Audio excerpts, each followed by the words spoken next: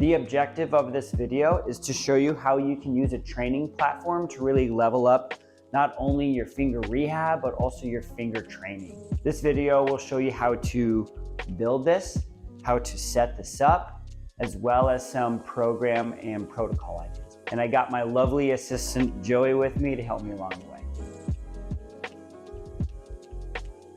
Now this platform, really simple. It's made out of 3/4 inch plywood, some 2x4s, an O-ring here, as well as some pieces of hardware. So if you take a look at my Instagram, you'll see that I have a quick little DIY video of how I made it. And then I have a little bit of a written description on a separate PDF file. So if you need that, just reach out and ask for it. Now, I already had this wood available to me, but honestly, if you were to buy it, it'll probably cost you less than 50 bucks to make the whole thing real easily. All right, so the setup's pretty simple.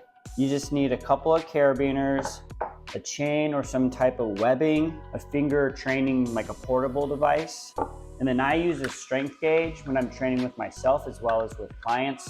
I'll show you how you can use this as well.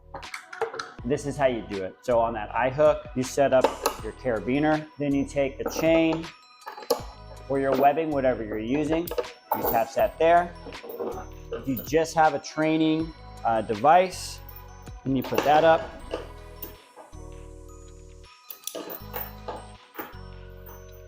And there you go, that's simple. Now, when this is set up, this is called an isometric mid-thigh pull, which the research shows that this is a very reliable way to not only test your fingers, but train your fingers. You wanna have it so your knees are just a little bit bent. Your training device is about mid-thigh, and then that you have your shoulders even. It's okay if they're turned a little bit, but they're even. And then when you are actually training, which we'll talk about in a moment, really what you're trying to do is curl the training device into your palm. Now, if you're to use a training device, this is the Tindeq progressor. You need to attach both like that. And this is why the chain is a little more useful, because now that needs to be at a different height to allow me to load this at that mid-thigh position. This is a demonstration of the isometric mid-thigh pull. I'm using my training edge, the Tindeq, my chain here. My knees are slightly bent. My shoulders are relatively even. There's going to be a little bit of a lean into the side that I'm using. And then what you're going to do once you start loading your fingers here is you're trying to curl the edge into your palm. So you're curling like this. You're not trying to stand up. That's a different training technique and style. I mean, that is still a very helpful and smart way to train your fingers. But if you're trying to really actively recruit your forearm flexors, what you want to do is actively try to curl the training device into your palm. And that's how you do it. Really simple. Now, what can be difficult for a lot of climbers is that in this setup, nothing's moving. And so oftentimes people think that it's not as helpful compared to like putting heavy weights on your body and then like hanging from a small edge on a hangboard. Now that is a way to get stronger, but to me, this is a much simpler setup. You literally, after you create your platform, you don't have to add weight to your body. You literally just walk on top of it, set up the setup that you want, use the grip type that you want, and then actively curl it into your palm. You don't have to put all that weight on as if you were to do weighted hangs. You literally just step onto this thing. Really simple. Okay, so let me show you how you can use your Tindeq with this loading platform to do a strength training session. And so I have my Tindeq with a Bluetooth attachment right now to my tablet. Usually I just have this right on my phone in front of me, but I'm using my phone to record. What we are going to do for this training session, we're gonna do that top one, 3 sets of 5 reps using 80% of my training intensity. It's going to be, as you can see here, 3 seconds where I'm pulling, 5 seconds where I'm resting, and we're aiming for 5 reps. Now, the training intensity is going to be at 80%. What does that really mean? It means it's 80% of my training max, my isometric max. So what I can do here is I can use the Tindeq to first measure my right hand max. So let's go ahead and pull as hard as I can. Good, so we'll use that one for my right, which was just under 90 pounds. And then we'll use this one for my left. 86.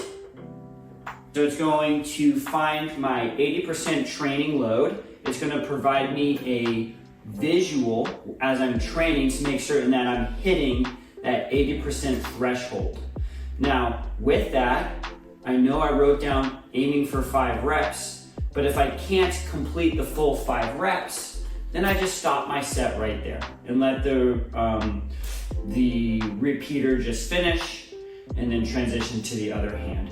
So what's nice is this gives you real-time feedback in terms of what your percentage training load is for that day, and it gives you visual. I turned off the audio part, but it will give you visual feedback in terms of if you're hitting that training load. I'm gonna start with my right hand.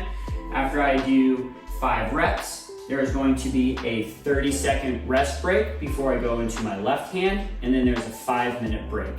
So what I'm gonna show you is how I'm gonna use this for my right hand, and then I'll pause it at that transition zone to my left. So what I'm gonna do is I'm gonna hit start, 3, 2, 1, pull. You can see I'm in there. I made it in that red. And pull. Good. Rest. 2, 1. Pull. This is rep number 3. Good. Here's rep number 4. Good. Then here's rep number 5.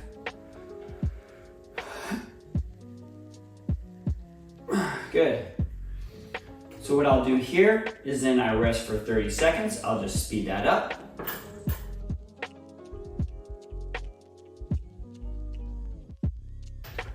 Right here's the left.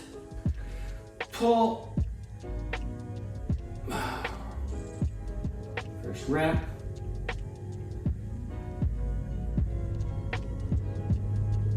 Second rep.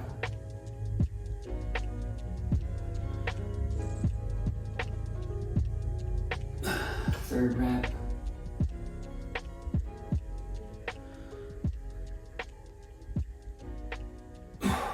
Fourth rep.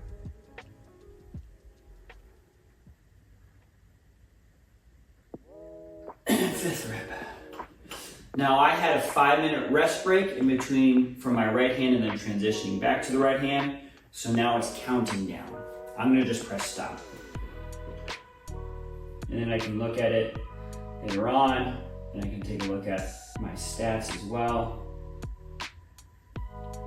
about what my average peak was there. So that's a great demonstration of how you can use this training platform, teaming it up with a training strength gauge. Again, this is the Tindeq Progressor. Cool, so let's just recap a couple of things. Our goal was to show you how simple it is to build one of these, as well as how simple it is to use one of these for your training. Again, we used that Tindeq Progressor that gave us real-time feedback in terms of our max voluntary contraction and training loads. Now, if you are recovering from a finger injury or you're pretty serious about your training, I think having some type of strength gauge makes a lot of sense. It allows you to do something called auto-regulate your training for that day, meaning what you're capable of doing on a day-to-day basis, it's gonna change. So this helps you to figure out what your 80% is for that day or whatever desired training intensity you're hoping for. It also allows you to save your data so then you can objectively measure your progress over time. Now I have a little 10% discount code on one of these. So if you want that, just shoot me a message and I'll send it your way. Yeah, I get a little bit of a kickback from that too on my end. But there you have it. This is how you can use a training platform to safely rehab and strength train your fingers. Let me know what questions you have below. Up here, right, that's my Instagram. So I have tons of information on there. And then right up here, that's my email. So if you have any questions about things, just reach out. Peace.